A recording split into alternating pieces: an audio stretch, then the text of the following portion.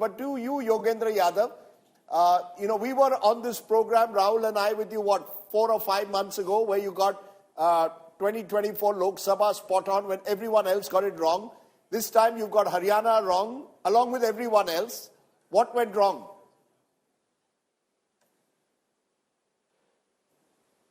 I don't know, Rajdeep. Honestly, I'm completely stumped. As you know, in the morning when we were discussing on this very show, even by that time, even when early trends started coming, I was reasonably confident that it's going to be Congress victory, although I had clearly opted out of the election forecasting game. But for more than a month, I've been saying it's a foregone conclusion, Congress is ahead, it's only a question of the margin of Congress's victory.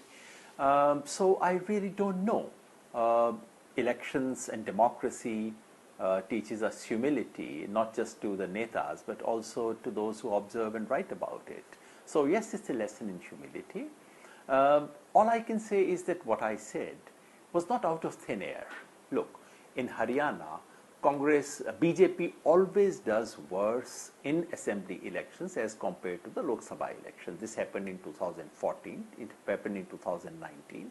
Expectation was that the same would happen this time, and if it happened, BJP would be out and Congress would clearly win. It was also backed by field experience. I travelled, so did you. I'm sure Rahul must have also travelled. And I came back with an absolutely distinct sense from the field that it's Congress, that BJP is out.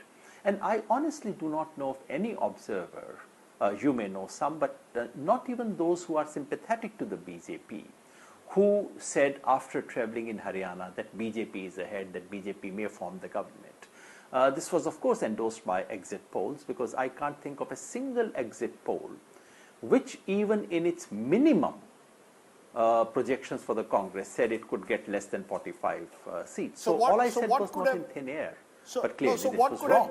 You're right, so time it did to come think. out of thin air, but what could have gone wrong? Because when I look at vote share, both the parties are identical vote share, around 39%, but the BJP with 39% is actually up compared to 2019 in vote share and also in seats. Congress up by 11% vote share, but up in seats by just 6. Was it psephology, the arithmetic of an election in Haryana? Was it that split in the smaller parties' independence, or the consolidation of the non-Jat vote, while the Congress was perceived as a Jat-driven party? Rajdeep, the fact that Congress has the same vote share as the BJP is a very small consolation for the Congress. This can happen in elections, that you get equal share of votes, but one party gets substantially more seats. So there's nothing very, very unusual about it, and nothing to complain about. This can happen. This has happened to the Congress. The expectation that all of us had was that Congress would be ahead by at least 5 percentage points. Clearly, that did not happen. Two possible ways of looking at it. First, of course, we should begin by assuming that we were wrong. Everyone went there and got it wrong. Well, so what? Improve your understanding. It's counterintuitive. Well, change your intuition, improve your intuition. I've been trying to do that since the morning. And the one thing that strikes me is possibly this. Could it be that the undercurrent which we failed to capture related to the Jat versus non-Jat question? Could it be, this is something we have known, it wasn't a top secret, we knew about it, but I thought this is not going to play out for the third time. On the ground, I did not see intensity at all of this question. But the BJP has been stoking Jat versus non-Jat question. Very obviously, they've been doing so. And it could well be a repeat of what happened in Uttar Pradesh in 2022. Kisan Andolan had happened, Samajwadi Party appeared to be ahead. But the BJP successfully managed to give this message. If Samajwadi Party comes back, it will be a rule of Yadavs, and you know what would happen and so on. And that stuck till 2024, when Akhilesh Yadav went out of his way to remove this. That stuck to him. Could it be that something similar may have happened in Haryana? Could it also be, Yogendra ji, just plain hubris and overconfidence on the part of the Congress? Narrative. Because Congress and its entire echo chamber seemed so convinced that they were winning that they didn't even examine for a moment what happened in Chhattisgarh or Madhya Pradesh under similar circumstances in Chhattisgarh, where the Congress was convinced they were winning in a tactical head-on-head fight with the BJP. Ultimately, they ended up losing. So hubris and overconfidence, you think, had a role to play in this spectacular Congress defeat? Well, if there was echo chamber, I must confess I was part of that because I also believed it. So I cannot now step out and say, well, they did not know. I mean, the fact is no one had this sense. If there was hubris, you have to say, because of hubris, they took these 1, 2, 3 wrong steps. That's what we need to get into. But I must mention something else because I would be failing in my duty if I did not, and therefore I wanted to say all this before that. This evening, Congress party has held a press conference and has said something serious which neither Congress nor the BJP has ever said. They said they do not accept these results. Now, that's a very serious thing. They have come up with evidence. I have reviewed that evidence in the case of one constituency, Narnaul in Mahendragarh. The allegation is specifically this, that there were EVMs which, when opened, had 99% charge, which should not be the case. And the allegation, and that's something that I have looked at, is that in those booths where the EVM had 99% unusual charge, that is where Congress's vote difference with BJP is much higher. That is to say, those booths have somewhat counterintuitively gone against the Congress. So that's one constituency. Congress in its press conference has said that they have many such things from Panipat and from Hisar. They have promised that by tomorrow they would bring this evidence. I would also, while not at all taking away from our responsibility, from our mistakes and wanting to improve it, I would also wait for that evidence from Congress. The duty is on Congress to bring it out, and the responsibility, the onus is also on the Election Commission of India to properly respond to it, not just respond. That sounds like a loser's lament, Yogendra ji. Elections should be fair and should be seen to be fair. Sir, when an EVM is sealed, you don't know what is inside that EVM. You don't know kiska vote hai, kahan se aaya. So that is very difficult. You can't, without opening the EVM, you don't know. So that just sounds like a loser's lament. When they had 99 seats in the Lok Sabha, nobody was cribbing about EVMs not being opened properly or the EC not doing its job. Just on the day the Congress loses, suddenly democracy is in danger, EVMs are being manipulated, and when they do well, then everything is hunky-dory. That's really not fair, sir. Rahul, you are speaking to someone who has written an article 10 days ago saying EVM manipulation issue should be put to rest, that we should not make that into a central issue. Incidentally, what's being talked about today is not software manipulation of EVM. What they are talking about is, without saying so, is the possibility of replacement of EVM. Now, it's not easy to replace EVM because there are signatures involved, etc. So there is an onus on the Congress to put this evidence in public domain, and there is onus on the EC to explain it. Do remember, Rahul, that Congress has lost many elections, but Congress has not said what it has said in the press conference today, to my mind, earlier. So if a national party says it, I would take it seriously. I would wait for the evidence. I would not treat it as one more, because we talked about Madhya Pradesh, Chhattisgarh. I don't remember Congress saying what it has said today. So I would therefore wait for some evidence to come. And if there is an evidence, we should also look into that. The reason, Yogendra Yadav, is until now, you too have always said, let's not be skeptical of EVMs. It cannot be that when we win, EVMs are okay. When we lose, we have a problem. You've always said that there is no evidence that EVMs have been fudged. Even in the Lok Sabha elections, when others were saying there could be question marks over EVMs, you disregarded it. You've not been an EVM skeptic. Are you telling me that this evidence you actually believe is making you an EVM skeptic suddenly? No, Rajdeep. All I'm saying is here is someone has come up with a concrete instance, and it's not about EVM tampering. It's not about that software tampering or any such thing. It's a slightly different, traditional, old-style issue. It's almost like changing the ballot box. It's that kind of an issue. Someone has come up with a concrete allegation. So here is an election which is where the outcome is very counterintuitive, not just for Congress supporters, for everyone. And then there is this allegation. The least it deserves is addressing it. I'm not yet saying Congress's allegations are correct. We should not believe it. The onus should be on the Congress to provide solid evidence. I have seen one constituency, and if what I have been given by the candidate is correct, then it does raise question, because the difference in one set of booths and the other set of booths is almost, in one set of booths he trails by 12%, in the other set of booths he trails by 24%. Now that's a very serious difference. Do you think not tying up with the Aam Aadmi Party for the Congress was a big mistake? If these are verified, we should because check there are it lots out. of tactical things that happened on the ground. The data intelligence I unit don't just think, put out a Rahul, visualization, sir. The Congress don't- lost 14 seats to the BJP in Haryana, where the defeat margin was less than the votes secured by the second runner-up party. 10 of these are independents, 3 INLD and 1 BSP. So there's lots that happened in terms of election management, engineering, ground offensive, which the BJP did better, which is also part of the reason why they're on top and the Congress is behind today.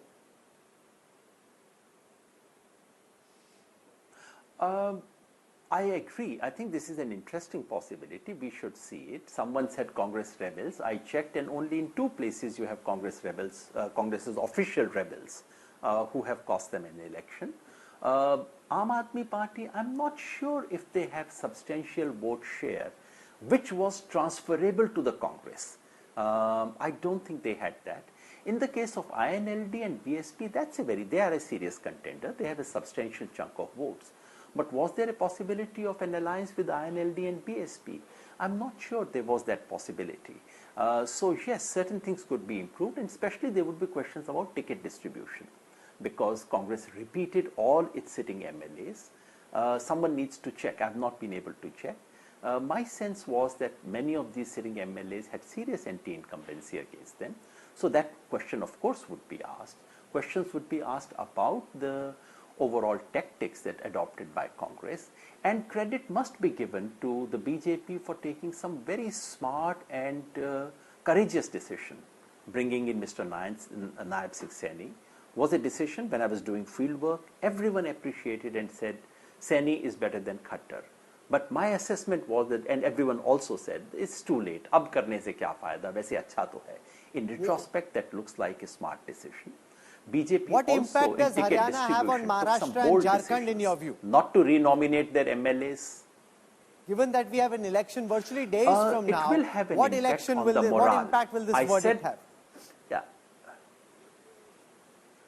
Look, if Congress had won today, I would have said it will not affect the voters of Maharashtra and Jharkhand, but it will affect the morale of the workers.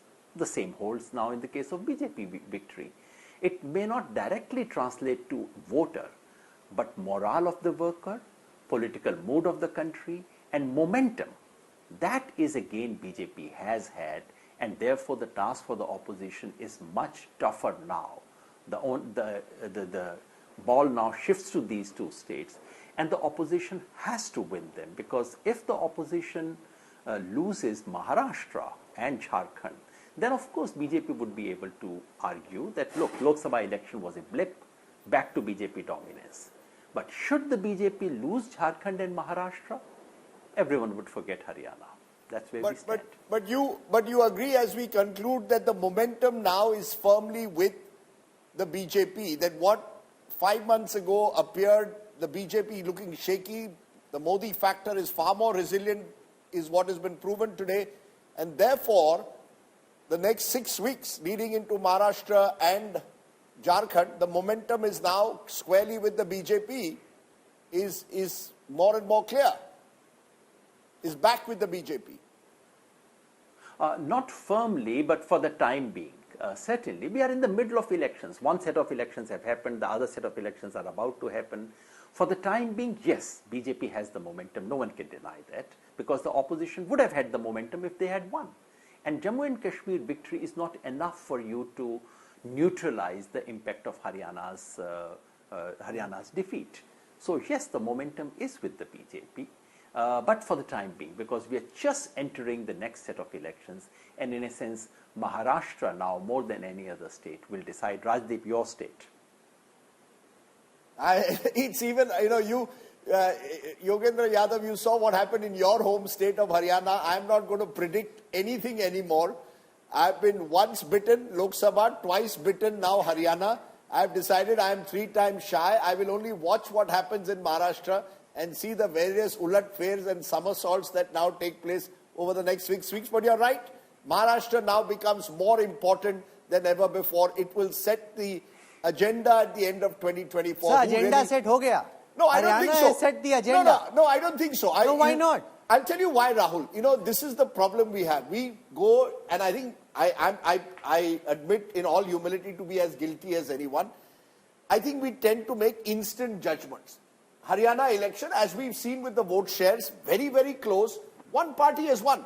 Big day for the BJP, no doubt about it.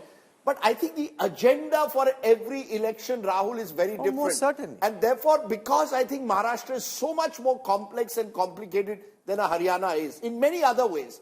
But look at the fact I think momentum is with the BJP. But we've got Yogendra ji here. Yogendra ji was saying earlier, and with no disrespect to him, that, you know, brand Modi is on a decline, that the opposition has the momentum, that this will signal the further decline.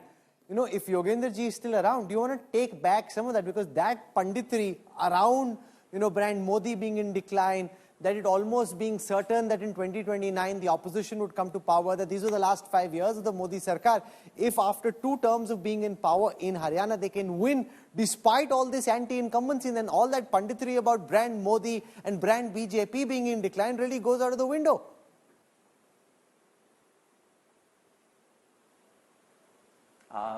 I'm here. May I respond, Rahul? Yes, yes, please, Yogendra ji. Yeah. I do believe that brand Modi is on decline. As you know and everyone knows, Mr. Modi had almost nothing to do with Haryana elections. The simple fact is, and that's a fact, it's not interpretation, Mr. Modi was not projected in the Haryana election at all. From BJP's own hoardings, he almost disappeared to a tiny corner with Naib Saini. He did not address meeting. BJP people themselves were very shy.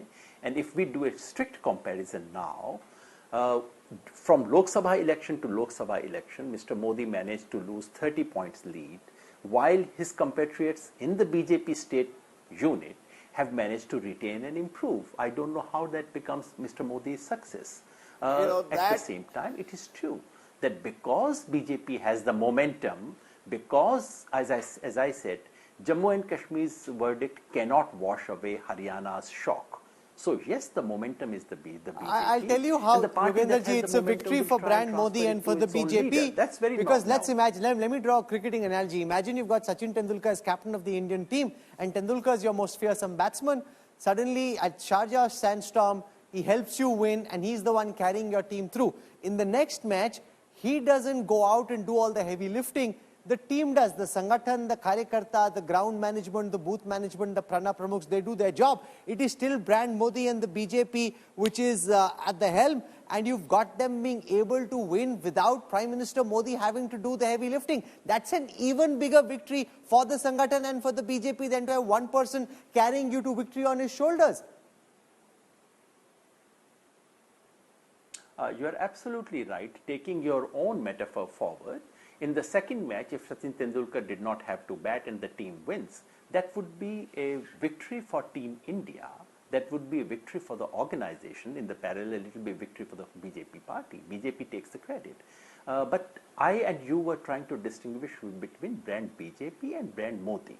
I do not see how that logic improves Mr. Modi's performance for the time being. But as all of us might agree, the real test comes in Maharashtra and Jharkhand. Let's wait for that. We'll wait for Maharashtra and Jharkhand, Yogendra Yadav. It will be another fascinating election. Good to have you on the show, and I appreciate your humility in accepting that you got it wrong. I accept my humility that as a reporter, I misread the mood on the ground, and that's the way it is. I think, the more humble we are, maybe we'll course correct and get better the next time.